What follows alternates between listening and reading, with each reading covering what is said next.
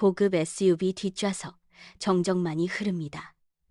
박 노인은 무릎 위에 놓인 두꺼운 파일을 천천히 덮습니다. 파일 표지 위, 한 젊은 여자의 증명사진이 보입니다.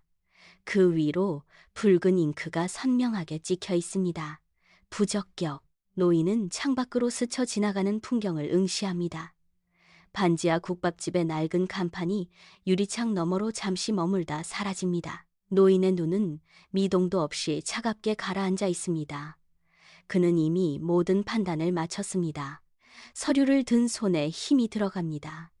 그는 창문을 올리고 차 안의 공기를 다시 한번 차갑게 조절합니다. 운전석을 향해 짧게 고개를 끄덕이자 차는 속도를 높여 좁은 골목길로 접어듭니다. 노인은 다시 한번 서류 봉투를 확인합니다. 그의 입가에는 작은 미소조차 없습니다. 이제 목적지에 도착할 시간입니다. 그는 문을 열고 밖으로 나갈 준비를 합니다. 차가 멈춥니다.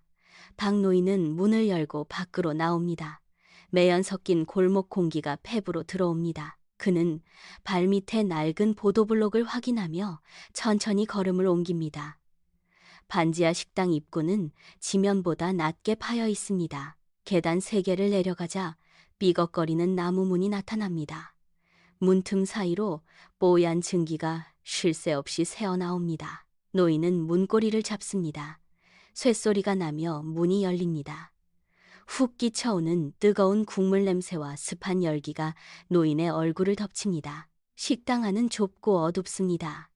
벽면의 타일은 기름때로 누렇게 변해 있고 천장에는 물방울이 맺혀 있습니다. 노인은 문턱을 넘어 안으로 들어섭니다. 바닥에 고인 물이 그의 구두 밑창을 적십니다. 그는 잠시 멈춰서서 식당 안을 훑어봅니다. 주방 쪽에서 들려오는 국자, 부딪히는 소리가 정적을 깹니다. 노인은 다시 한번 옷매무새를 다듬고 안쪽으로 발을 내딛습니다. 노인은 다시 한번 옷매무새를 다듬고 안쪽으로 발을 내딛습니다. 주방 안은 펄펄 끓는 국솥에서 뿜어져 나오는 증기로 가득합니다. 여자는 그 뜨거운 열기 한가운데 서 있습니다. 그녀의 등에는 포대기로 단단히 고정된 치매 노인이 엎여 있습니다. 노인의 머리는 여자의 어깨 위로 힘없이 늘어져 있습니다. 여자는 한 손으로 국솥을 젓고 다른 한 손으로는 등 뒤에 노인을 받칩니다. 솥 안에 국물이 소용돌이치며 묵직한 소리를 냅니다. 그녀의 이마와 목덜미를 타고 땀방울이 쉴 새 없이 흘러내립니다. 땀은 눈썹 끝에 맺혔다가 턱 끝으로 떨어져 바닥의 기름때 위로 스며듭니다. 그녀는 땀을 닦을 틈도 없이 다시 국자를 들어 올립니다. 등 뒤에 노인이 웅얼거리며 몸을 뒤척이자 여자는 잠시 동작을 멈추고 노인의 등을 토닥입니다. 리듬감 있는 토닥임이 멈추자마자 그녀는 다시 국솥으로 돌아갑니다. 국자를 젓는 팔 근육이 팽팽하게 당겨집니다. 좁은 주방 안에서 그녀의 움직임은 기계처럼 반복됩니다. 박 노인은 그 모습을 말없이 지켜봅니다. 그녀의 등 뒤에 매달린 노인의 앙상한 손이 여자의 어깨를 꽉 쥐고 있습니다. 여자는 묵묵히 국물을 그릇에 담아냅니다. 그 고단한 뒷모습이 식당의 습한 공기 속에서 더욱 선명하게 드러납니다. 여자는 국밥 한 그릇을 쟁반에 담아 노인의 테이블로 향합니다. 그녀는 국밥을 내려놓으며 나지막하게 말합니다. 많이 기다리셨죠? 드세요, 할아버지. 노인은 대답 대신 주머니에서 두툼한 봉투를 꺼냅니다. 봉투가 테이블 위를 미끄러지며 둔탁한 소리를 냅니다. 노인은 봉투를 손가락으로 꾹 누른 채 낮게 읊조립니다. 저 할머니를 요양원에 보내고 내 아들 곁에서 당장 떠나시오. 여자의 움직임이 멈춥니다. 그녀는 봉투를 내려다봅니다. 솥에서 올라오는 증기가 두 사람 사이를 가로막습니다. 여자의 손이 미세하게 떨립니다. 그녀는 봉투를 집어들어 다시 노인 쪽으로 밀어냅니다. 봉투가 테이블 끝에 닿아 멈춥니다. 여자는 노인의 눈을 똑바로 응시합니다. 그녀의 목소리는 낮지만 흔들림이 없습니다. 이분은 저를 키워주신 분입니다. 돈으로 계산하지 마세요. 노인의 미간이 좁혀집니다.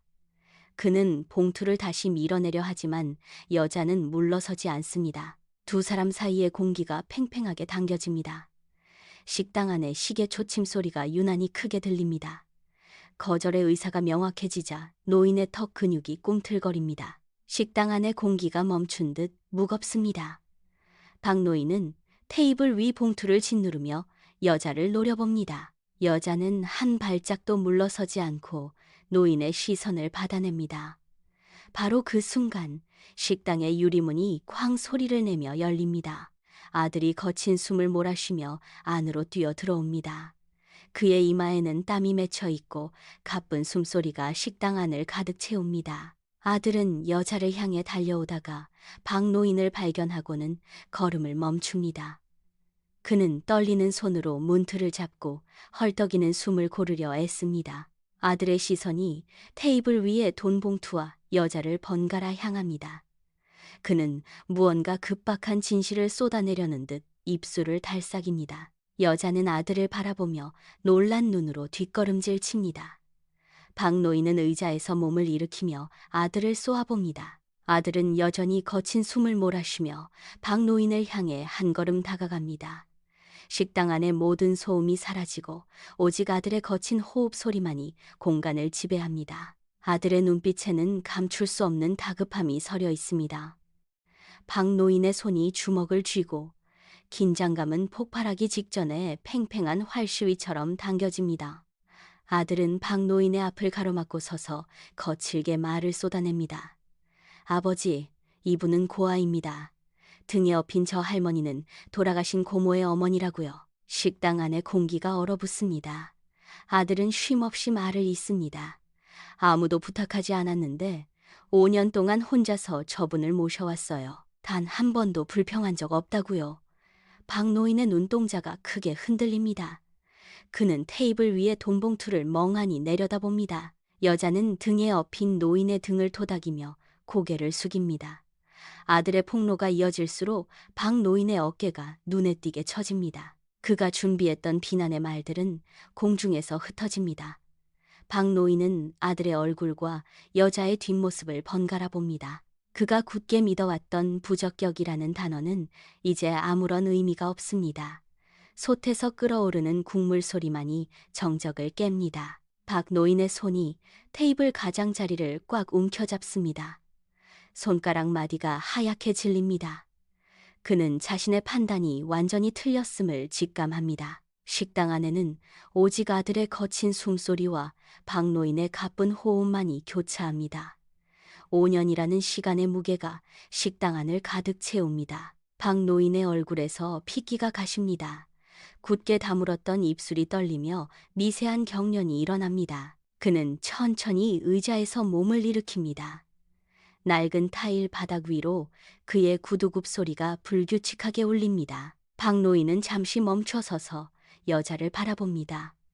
그의 눈동자 속에서 오만했던 빛이 사라지고 깊은 회한이 차오릅니다. 그는 더 이상 버티지 못하고 낡은 타일 바닥 위로 무릎을 꿇습니다. 묵직한 소리와 함께 그의 몸이 바닥으로 내려앉습니다. 손목에 차고 있던 고가의 시계가 차가운 타일, 바닥과 부딪히며 날카로운 금소금을 냅니다. 그는 바닥을 짚은 손에 힘을 주며 고개를 숙입니다. 내가 틀렸어. 노인의 짧은 고백이 식당 안을 낮게 울립니다. 그의 권위는 바닥에 닿은 무릎과 함께 완전히 무너져 내립니다. 식당 안의 공기가 무겁게 가라앉습니다. 그는 고개를 들지 못한 채 타일의 거친 질감을 손바닥으로 느낍니다. 아들은 굳어버린 채 그 모습을 지켜보고 여자는 등에 업힌 노인을 더욱 단단히 고쳐 엎습니다. 박 노인의 거친 숨소리가 낡은 식당 바닥을 타고 번져나갑니다. 바닥에 꿇어앉은 박 노인의 어깨가 미세하게 들썩입니다. 여자는 등에 업힌 노인을 조심스럽게 다독인 뒤 한 걸음씩 노인에게 다가갑니다. 그녀의 손은 여전히 멈추지 않고 가늘게 떨리고 있습니다. 여자는 무릎을 굽혀 노인의 눈높이와 맞춥니다. 그녀는 손을 뻗어 노인의 어깨 위에 내려앉은 낡은 먼지를 천천히 털어냅니다. 거친 손길이 노인의 어깨를 스치며 지나갑니다. 노인은 고개를 들지 못한 채 그 손길을 묵묵히 받아들입니다. 식당 안의 공기가 팽팽한 긴장을 잃고 서서히 온기를 되찾습니다. 여자의 손이 노인의 어깨를 다독이는 동작이 반복됩니다.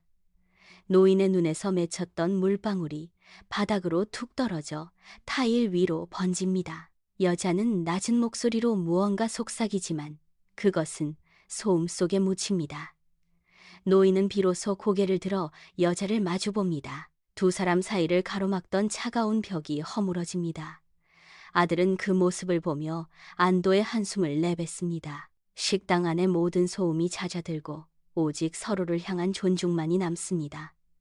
박노인은 떨리는 손을 들어 자신의 무릎을 짚고 천천히 일어섭니다. 계절이 바뀌며 식당 창문으로 따스한 햇살이 깊숙이 들어옵니다. 박노인은 이제 익숙한 듯 식당 한쪽 구석에 자리를 잡습니다. 그는 치매 노인 앞에 앉아 숟가락을 듭니다. 국밥 국물을 조심스럽게 떠서 후후 불어식힌 뒤 노인의 입가로 천천히 가져갑니다. 노인이 음식을 삼키는 것을 확인하고는 곁에 놓인 수건으로 입가를 부드럽게 닦아줍니다. 주방에서는 아들과 여자가 웃으며 함께 국솥을 젓고 있습니다. 그들의 대화 소리가 식당 안을 경쾌하게 채웁니다. 박노인은 그 모습을 잠시 바라보다가 다시 치매 노인에게 시선을 돌립니다. 창밖에는 봄 기운이 완연하여 나뭇가지마다 새순이 돋아납니다. 노인은 숟가락을 내려놓고 노인의 손을 가만히 잡습니다. 화면이 서서히 멀어지며 식당의 풍경이 전체적으로 담깁니다.